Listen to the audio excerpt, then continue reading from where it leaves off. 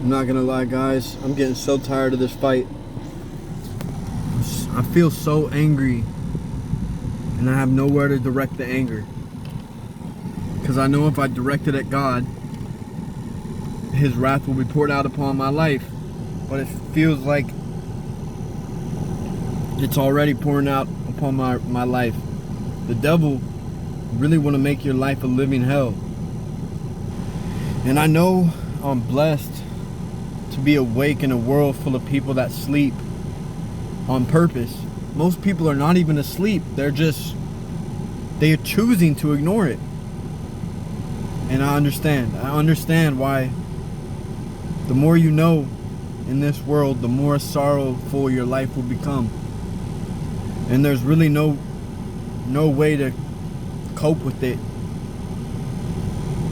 The only way I'm surviving is through God's grace. There's no way I would have killed myself by now. I really would have.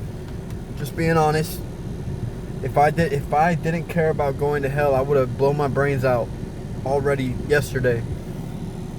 But perhaps I'm a coward. I'm more afraid of going to hell than of staying on this planet.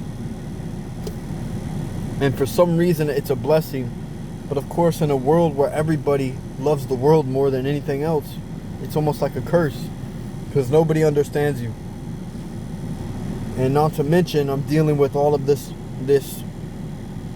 individuation process, which is one of the hardest things ever, when you have to really face that our nature is intrinsically evil. Once you understand that, this next thought is not my own thought. I got this from Jordan Peterson.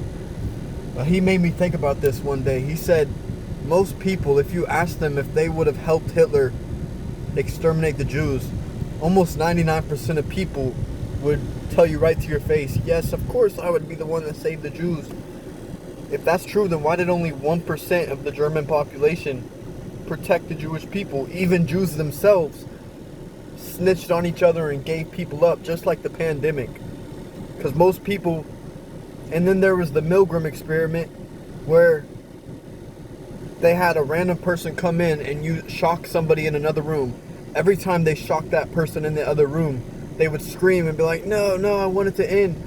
And almost every single person in that experiment chose to shock the other person. Do you get what this means? It means that we're living in a world where people would rather conform to evil and immoral maturity rather than step aside and be set apart and do good. And when you face this truth, you realize there's nothing wrong with you. It's the rest of the world that is wrong. They're all wrong. Everything that we live for on this planet is wrong. And most people don't even know who they are. How many of y'all look in the mirror right into your eyes and stare into your own soul and try to understand who you really are?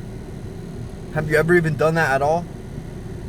Have you looked at your mistakes, faced everything you did wrong, and rationalized it, justified it? I'm sure you have. But what about looking at those mistakes and improving from them so you never repeat them again? Most people don't listen to that voice. Like Jordan B. Peterson said, our conscience is God. When you're about to steal something from the store, God speaks to you and tells you this is not good. But yet most people just ignore that thought, because that thought could come into your mind 1,000,000 times a day, and you might only listen to it one time that day. But that wrong doesn't make a right. Two wrongs don't make a right. Two rights don't make a wrong. But yeah, we're living in some kind of dream world where most people have no idea who they are, and they don't look inward anymore. Nobody looks inside themselves. They look externally for validation. They look externally for support. They look externally for whatever. But all the answers are inside of our own soul, our heart.